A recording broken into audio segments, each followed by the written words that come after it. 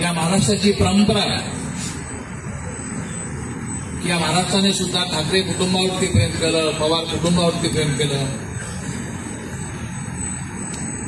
आणि मला आठवतं की या महाराष्ट्राने मुंढे कुटुंबावर सुद्धा तेवढंच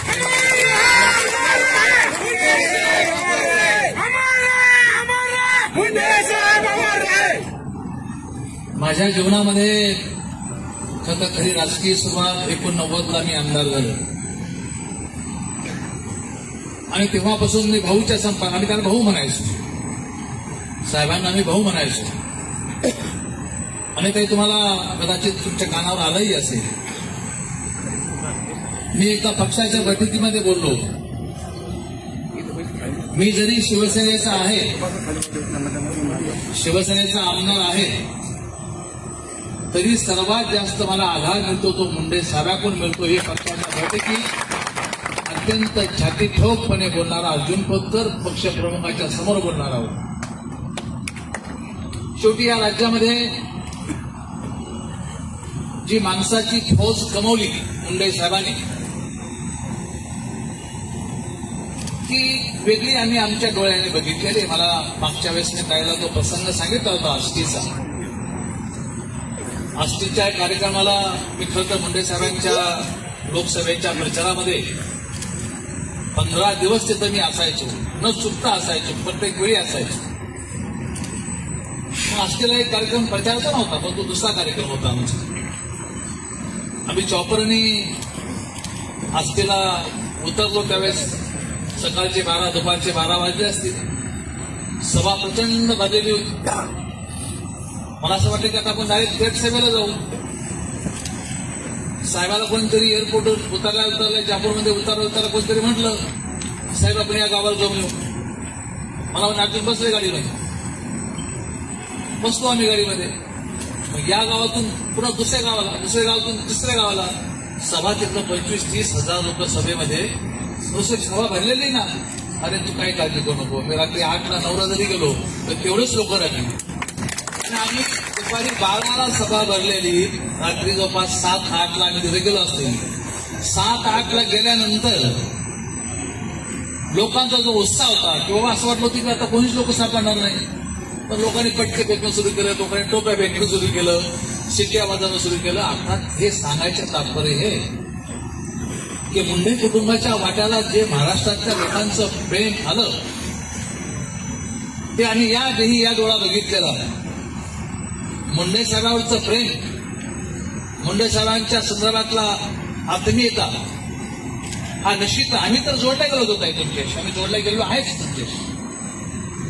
पण त्या आठवणी मला काढायच्या नाही. साहेब गेल्याच्या आठवणी अजूनही मन भरून येतं.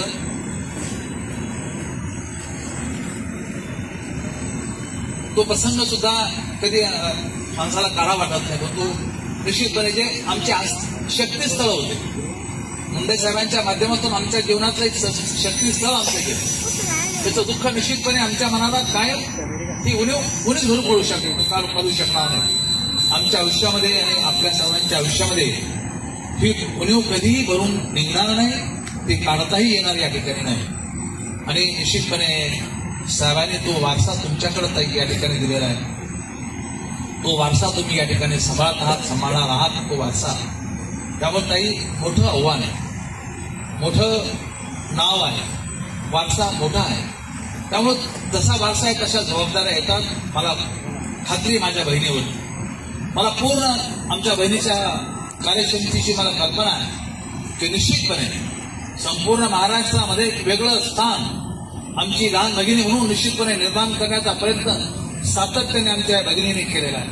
त्यामुळे मी असेल हिकमतराव असतील किंवा जालन्यातली शिवसेना भल्या बुऱ्या प्रत्येक प्रसंगामध्ये मुंडे कुटुंबाच्या, तुमच्या कुटुंबाच्या पाठीमागं काही पक्ष वगैरे सर्व विसरून आम्ही पूर्ण ताकदीमध्ये उभा राहणार आहोत, राहत आलेलो आहोत, राहत राहू.